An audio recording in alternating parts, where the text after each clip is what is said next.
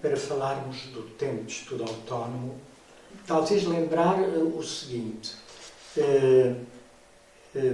É claro que os alunos podem trabalhar em casa, porque basta pensar que a partir dos compromissos que assumiram, por exemplo, para a semana,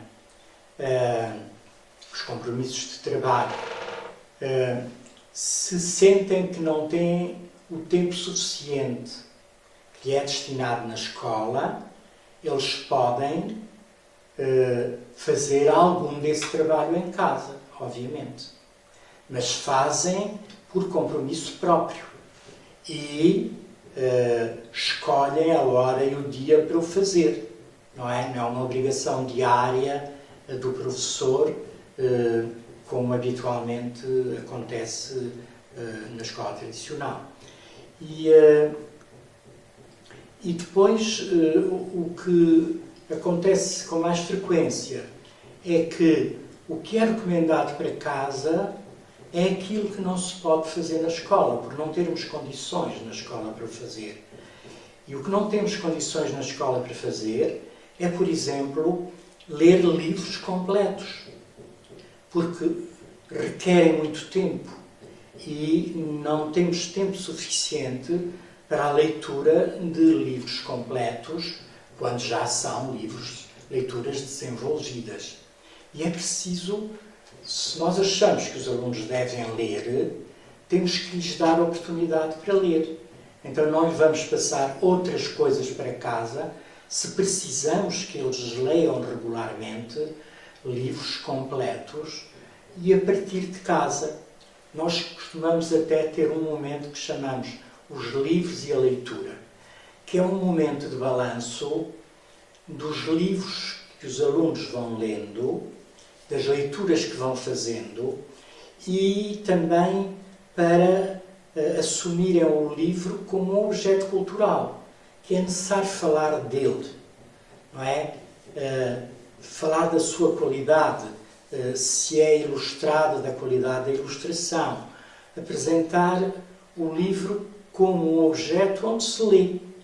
E, portanto, falando do livro e da leitura que fizemos dele. Portanto, sobretudo no primeiro ciclo, há um momento que nós chamamos dos livros e da leitura. Muitas vezes precisamos de continuar a pesquisa dos projetos de trabalho em casa, no computador, pela mesma razão de que a pesquisa consome bastante tempo e fazemos alguma parte dessa pesquisa na escola e outra continuamos-la em casa. Outras vezes precisamos de fazer inquérito social para o trabalho que estamos a realizar ou até para a matemática. E esse trabalho é difícil de ser feito todo na escola. Então eles levam e isso dá mais prazer do que levar sistematicamente o trabalho rotineiro de repetição e de exercícios para casa, quando eles podem, de facto, em casa, gerindo o tempo como lhes parecer melhor e de acordo com a família, completar a cultura intelectual da escola. Convém tornar claro que, a partir da nossa reflexão, nos pareceu que não tinha sentido, depois de ocuparmos a maior parte do tempo de vida das crianças que andam em escolaridade obrigatória,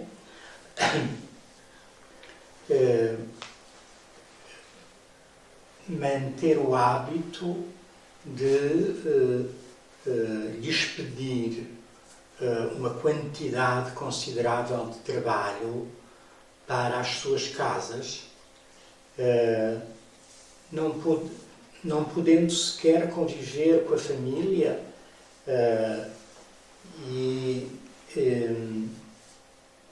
E se considerar que esse trabalho que normalmente a escola passa para casa é um trabalho indispensável, então ele deve ser realizado na escola, porque é na escola que pode ter apoios garantidos,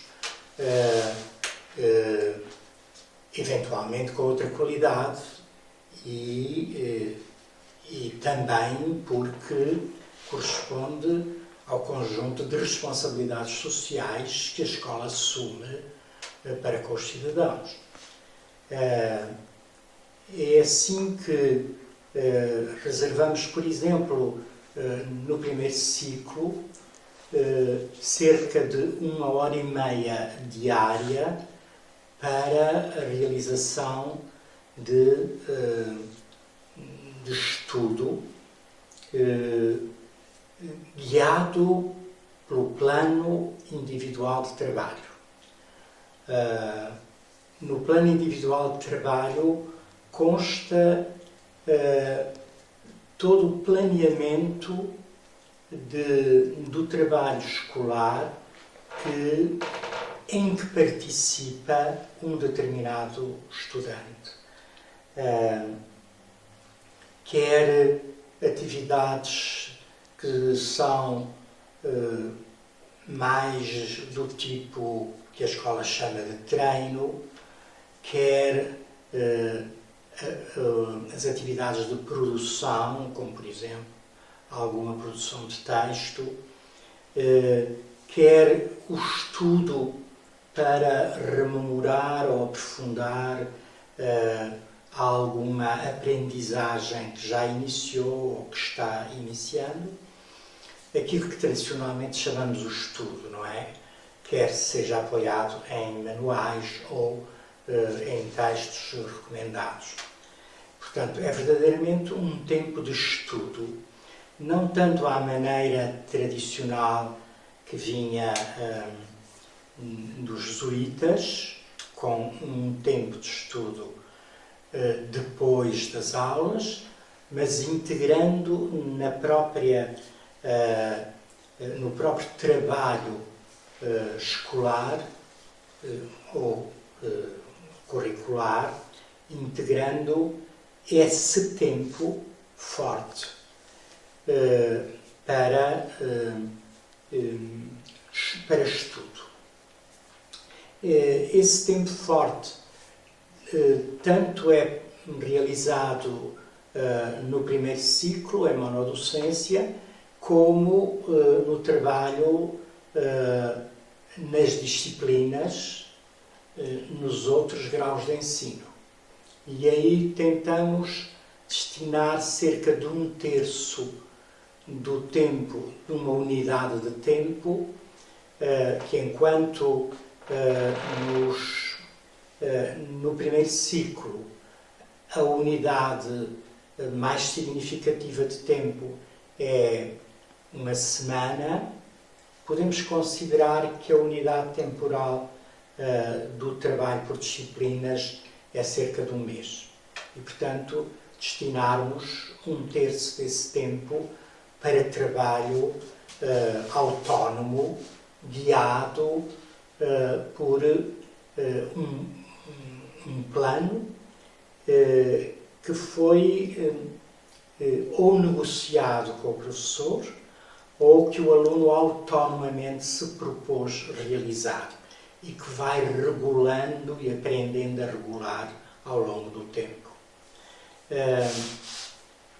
Parte deste tempo é apoiado, por exemplo, por ficheiros, e os alunos vão utilizar os ficheiros de acordo com as suas necessidades. Quer dizer, não há utilização de ficheiros para todos ao mesmo tempo. Quer dizer, o que nos distingue, entre outras coisas, é uma ruptura com um método simultâneo de trabalho que caracteriza a escola tradicional desde o século XVII. Portanto, não se tem que fazer coisas em simultâneo, em boa verdade, Portanto, os alunos vão trabalhando nesse tempo de estudo autónomo de acordo com as suas necessidades e os seus ritmos, diferenciando o trabalho curricular. Aqui um módulo, um tempo de diferenciação evidente do trabalho do aluno. Nesse tempo de trabalho autónomo, há algumas regras. Uma delas é que os alunos não podem interromper a professora ou o professor durante esse tempo. Vamos pressupor, no primeiro ciclo, durante essa hora e meia por dia, os alunos não chamam o professor, não tiram dúvidas com o professor, porque têm um conjunto de tarefas, de atividades que se propuseram fazer para toda a semana, e quando têm dificuldade numa das atividades que eles geram para aquela hora e para aquele dia, ou podem tirar dúvidas com o colega que está ao seu lado ou que está a trabalhar com ele, ou muito simplesmente muda de tarefa para outra tarefa que possa realizar sozinho, sem a ajuda do professor. E depois, no fim de cada sessão, vamos pressupor que é de hora e meia, destina-se uns 10 minutos finais para que o professor possa ouvir as dúvidas ou os problemas que se levantaram no decurso do estudo e do trabalho. E é nesses 10 minutos finais que o professor ou a professora orienta o trabalho para desfazer a dúvida ou o obstáculo que o aluno teve durante esse tempo. Acontece que este tempo de estudo autónomo é o tempo que o professor ou a professora destinam a trabalhar diretamente com os alunos que têm dificuldades ou que tiveram de faltar e têm que recuperar alguma aprendizagem, e quem marca o dia e a hora desse trabalho interativo da professora ou do professor com aquele aluno determinado, e nós dizemos interativo, quer dizer que é um trabalho em diálogo. O professor não tem que pensar, sabe qual é o problema do aluno sem que ele o tenha explicitado, e portanto é conversando e não como um explicador tradicional, mas interagindo, que vão tentando ultrapassar as dificuldades que aquele aluno tem. O professor inscreve no plano individual de trabalho, no fim da semana,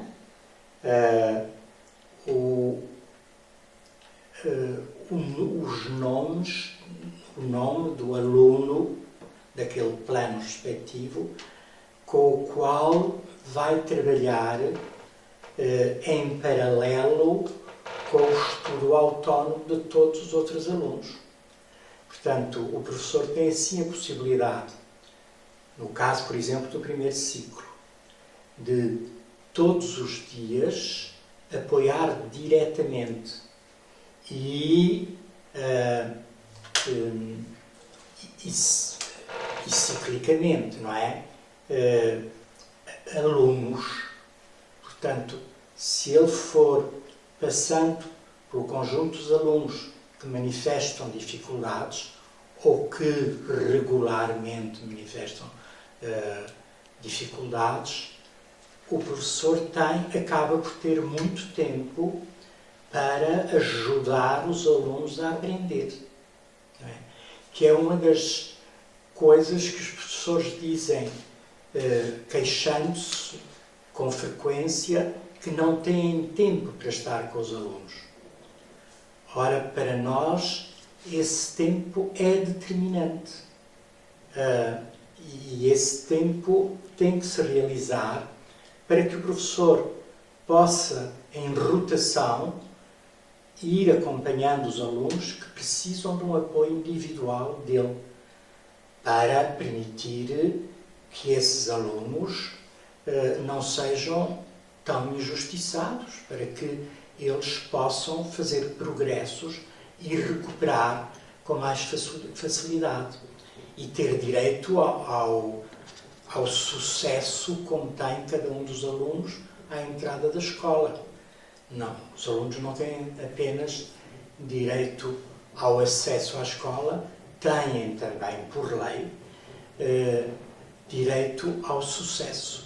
Mas para isso é preciso organizar o trabalho com a turma de maneira que tenhamos também tempo individual de apoio específico aos alunos que têm maiores dificuldades. Portanto, esse tal tempo de estudo autónomo desdobra-se em dois tipos de ações. A do estudo autónomo guiado por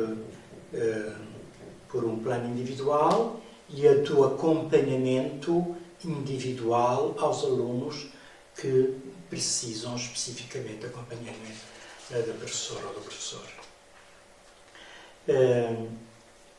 O plano individual com o plano que é constituído pelas aprendizagens essenciais e que é o plano curricular, não é? O plano com os programas das várias disciplinas, esse mapa e este plano individual cruzados permitem